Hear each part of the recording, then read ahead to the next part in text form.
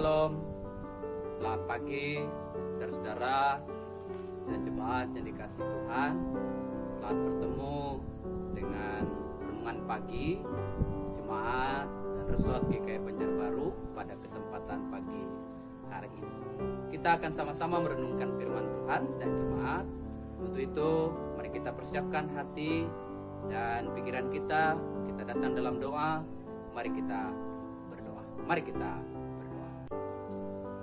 Tuhan Allah Bapa kami yang bertahta dalam kerajaan surga, kami menaikkan puja dan syukur, terima kasih kami atas penyertaan Tuhan, di mana Tuhan yang telah memelihara, menjaga, melindungi kami sepanjang waktu, bahkan sampai dengan pagi hari ini.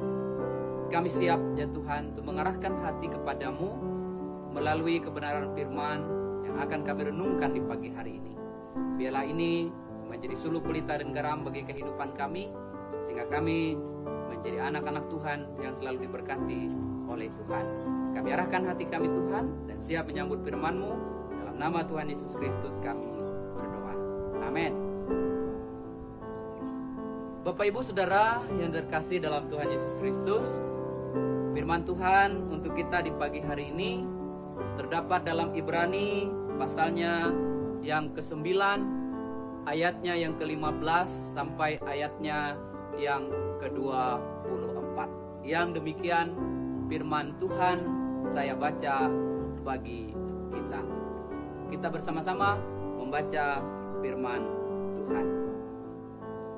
Di bawah judul perikop, Kristus adalah pengantara dari perjanjian yang baru. Ayatnya yang ke-15. Karena itu ia adalah pengantara dari suatu perjanjian yang baru, supaya mereka yang telah terpanggil dapat menerima bagian yang kekal yang dijanjikan. Sebab ia telah mati untuk menebus pelanggaran-pelanggaran yang telah dilakukan selama perjanjian yang pertama. Sebab di mana ada wasiat, di situ harus diberitahukan tentang kematian pembuat wasiat itu. Karena suatu wasiat barulah sah kalau pembuat wasiat itu telah mati. Sebab ia tidak berlaku selama pembuat wasiat itu masih hidup. Itulah sebabnya maka perjanjian yang pertama tidak disahkan tanpa darah. Sebab sesudah Musa memberitahukan semua perintah hukum Taurat kepada seluruh umat, ia mengambil darah anak lembu dan darah domba jantan serta air dan bulu merah dan hisop, lalu memerciki kitab itu sendiri dan seluruh umat, sambil berkata, inilah darah perjanjian yang ditetapkan Allah bagi kamu.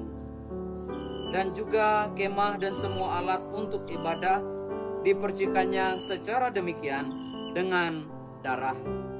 Dan hampir segala sesuatu disucikan menurut hukum Taurat dengan darah, dan tanpa penumpahan darah tidak ada pengampunan. Jadi segala sesuatu yang melambangkan apa yang ada di sorga haruslah ditahirkan secara demikian. Tetapi benda-benda sorgawi sendiri oleh persembahan-persembahan yang lebih baik daripada itu. Sebab Kristus bukan masuk ke dalam tempat kudus buatan tangan manusia, yang hanya merupakan gambaran saja dari yang sebenarnya, tetapi ke dalam sorga sendiri untuk menghadap hadirat Allah guna kepentingan kita. Demikian firman Tuhan. Bapak Ibu Saudara yang kekasih dalam Tuhan Yesus Kristus, kita mendengarkan terlebih dahulu sebuah cerita dari saya. Di satu subuh, Bapak Ibu Saudara, ada sebuah rumah kos yang mengalami kebakaran. Akibat kebakaran ini, para penghuni kos itu spontan bangun dari tidur mereka karena kaget, karena pintu kamar kos mereka digedor oleh para tetangga mereka. Dan mereka bangun dengan tergesa-gesa, langsung menyelamatkan diri dan barang-barang yang paling berharga yang mereka punya. Ada yang menyelamatkan ijazah karena baru lulus kuliah. Ada yang menyelamatkan sepeda motor karena masih kredit. Ada juga yang menyelamatkan tasnya dan isi lemari serta pakaiannya untuk diselamatkan. Bapak Ibu Saudara yang kekasih dalam Tuhan Yesus Kristus, setiap orang memiliki jawaban yang berbeda kalau ditanya apa yang berharga dari dirinya selain daripada nyawanya. Ya, seperti cerita tadi, ya, kalau ditanya kepada mereka yang mengalami kebakaran itu, apa sih yang paling berharga selain dari nyawa mereka? Buktinya mereka menyelamatkan ijazah mereka karena baru lulus kuliah, menyelamatkan sepeda motor mereka karena masih kredit, menyelamatkan tas-tas dan pakaian-pakaian mereka, Bapak Ibu Saudara, karena itu merupakan barang berharga bagi mereka. Nah, kalau ditanya kemudian, Bapak Ibu Saudara, apa yang paling berharga bagi Tuhan? Tuhan menilai kita atau melihat kita, apa yang paling berharga, Bapak Ibu dan Saudara? Ternyata adalah Anda dan saya itu berharga di hadapan Tuhan. Apa buktinya Bapak Ibu dan Saudara bahwa kita itu berharga di hadapan Tuhan? Ya, buktinya adalah Kristus mau mati sebagai pengantara kita. Dan Kristus adalah pengantara dari perjanjian yang baru. Maksudnya di sini adalah, ya, Yesus Kristus adalah pengantara kita dengan Allah. Kita melihat Bapak Ibu Saudara yang kekasih, pengantara adalah orang yang menjadi mediator. Misalnya mediator dalam sebuah perselisihan antara seseorang dengan seseorang, atau antara oknum pertama dengan oknum kedua. Mediator inilah yang kemudian memediasi sehingga tercapai perdamaian. Pengantara bisa juga berarti penghubung atau jembatan. Ya, pengantara juga bisa berarti penghubung atau jembatan. Artinya jembatan yang menghubungkan suatu tempat dengan tempat yang lain, yang dipisahkan oleh jurang atau oleh sungai, ya. Ya, bisa misalnya bambu, ya, yang tradisional berupa bambu atau kayu. Tapi kemudian yang modern, Bapak Ibu Saudara, ya, berupa rangkaian tali-tali baja atau cor beton atau baja beton, itu yang merupakan penghubung atau jembatan. Nah, hal seperti inilah Bapak Ibu dan Saudara yang juga dilakukan oleh Allah. Kita melihat Bapak Ibu Saudara bahwa semua manusia itu sebenarnya sudah berdosa. Dan upah dosa adalah maut. Ya, upah dosa adalah maut.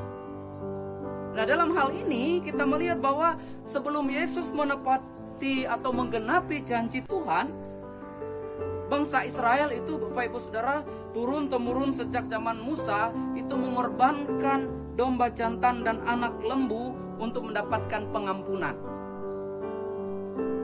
Untuk mendapatkan pengampunan dosa itu mereka harus berkorban, menyerahkan. Imam harus membawa persembahan kurban penebusan dosa itu ke hadirat Allah. Ya, bisa dilihat dalam ayat kita tadi, ayatnya yang ke-19. Namun kemudian Bapak Ibu dan Saudara, ya, Kristus mengorbankan dirinya untuk menanggung dosa kita. Nanggung dosa banyak orang, ya, sehingga tidak perlu hewan kurban lagi. Yesus Kristuslah yang menjadi pengantara atau jembatan penebusan dosa kita. Artinya kita melihat di sini Bapak Ibu dan Saudara yang kekasih dalam Tuhan Yesus Kristus, Tuhan membuktikan betapa saudara dan saya itu sangat berharga melalui pengorbanan Kristus. Jadi jika saat ini, ya, kita merasa tidak layak, Bapak Ibu Saudara yang kekasih dalam Tuhan Yesus Kristus, ya, apa yang menjadi alasan kita tidak layak? Ketahuilah hidup kita itu sesungguhnya sangat berarti bagi Tuhan. Karena Ia mau menghubungkan kita dengan Allah. Yang pada zaman sebelumnya, ya, dalam kehidupan umat Israel harus ada imam yang menghubungkan antara manusia dengan Allah. Tapi Yesus sendiri adalah penghubung antara kita yang berdosa dengan Allah, sehingga kita menerima kasih Tuhan yang berharga. Nah, sehingga Bapak Ibu Saudara, ya, mungkin bagi banyak orang, ya, atau beberapa orang, hidup kita ini sudah tidak berharga lagi. Karena kita pikir kejahatan yang kita lakukan begitu luar biasa, sehingga kita tidak berharga di hadapan Tuhan. Namun kita pada pagi hari ini mau diingatkan bersama, ya, pada saat ini kita mau diingatkan oleh Tuhan dengan datang kepada Dia, memohon pengampunan, ya, mengakui segala dosa dan bertobat. Kristus itu akan memberikan pengampunan, dan itu gunanya Ia melakukannya untuk kita. Itu gunanya dalam bacaan kita diingatkan bahwa Ia adalah pengantara antara kita dengan Allah. Itu saudara, pada kesempatan pagi hari ini, pakailah hidup kita yang berharga ini untuk senantiasa memuliakan Dia, menaati segala perintahnya dalam kehidupan kita. Tidak ada alasan bagi kita, Bapak Ibu dan Saudara, untuk tidak melihat diri kita sebagai orang yang berharga, karena Tuhan telah melakukan tindakan yang luar biasa. Sekali lagi ingat, Dia adalah pengantara kita. Dia adalah penggenapan dari perjanjian baru itu bagi kita sekalian. Tuhan berkati kita dan firman-Nya. Kita datang dalam doa pagi, kita berdoa. Mari kita berdoa.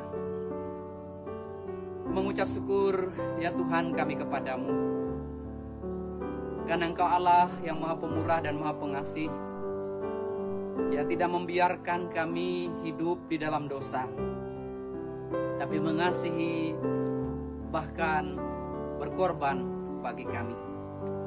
Dan pengorbanan-Mu itu, ya Tuhan, adalah bukti nyata kasih Allah yang luar biasa bagi kami manusia yang berdosa. Karena itu terima kasih atas kesempatan di pagi hari ini untuk merenungkan firman Tuhan. Kami hendak melangkah di dalam kehidupan ini, dan kami mohon penyertaan Tuhan.